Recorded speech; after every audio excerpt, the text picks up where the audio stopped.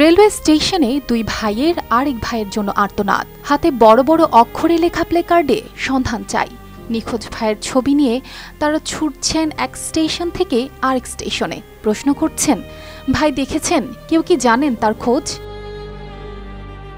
ব্রাহ্মণবাড়িয়ার আখাউড়া রেলওয়ে স্টেশনে এভাবেই ৫ দিন ধরে নিখোঁজ রাসেলকে খুঁজে ফিরছেন তার দুই ভাই।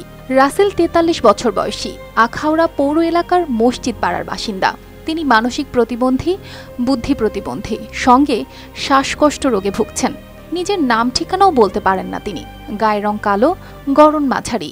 সব মশার বিরুদ্ধে সুরক্ষা দিতে এলো বসুন্ধরা এক্সট্রিম অ্যারোসল। মশার বিরুদ্ধে এক্সট্রিম সুরক্ষা। আমার ভাই বিগত কিছুদিন যাবৎ তার একটু মানসিক প্রতিবন্ধী সৃষ্টি হওয়ার পরে সে বাসাতে খাওয়া দাওয়া করে স্টেশনে এসে সে বিভিন্ন মানুষকে সাহায্য নেয় না, কিন্তু অনেক সময় দেখা গেছে খাবার টাবার বিভিন্নভাবে ডাস্টবিন থেকেও খেয়ে ফেলে। গত সোমবারে ১৯ তারিখ সন্ধ্যার পর মাগরিব তাকে আর আমরা বাসায় আসে নাই, আমরা খোঁজাখুঁজি করতেছি। গত সোমবার সন্ধ্যায় নিজ বাড়ি থেকে বেরিয়ে যাওয়া রাসেল আর ফিরেই আসেননি। আত্মীয় স্বজন থেকে শুরু করে আশেপাশের সব সম্ভাব্য জায়গায় খোঁজে নিয়েছেন তারা, কিন্তু এখনো কোনো সন্ধান মেলেনি। রাসেল হাজিমের লাগি সবাই দোয়া করতেছে যাতে হেরে সৎ ইচ্ছা সবাই পায়লা। আমরা হারানোর পরে আমাদের প্রত্যেক আত্মীয় স্বজনের বাড়িতে, আমাদের খালার বাড়ি, মামার বাড়ি, মামাতো ভাই বোনের বাড়ি এবং প্রত্যেক মাজার শরীফে গেছি কিনা সে আমরা খোঁজখবর নিয়েছি।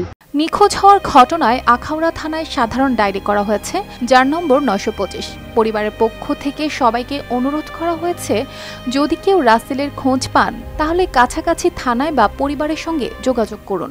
গত ১৯ তারিখ রোজ সোমবার সন্ধ্যা ৭টা হইতে আমার বড় ভাই কাজী রাসেল খাদেম তাকে খুঁজে পাওয়া যাচ্ছে না। আর নিয়ে আমরা আখাউড়া থানায় একটা সাধারণ জিডি করা হয়েছে।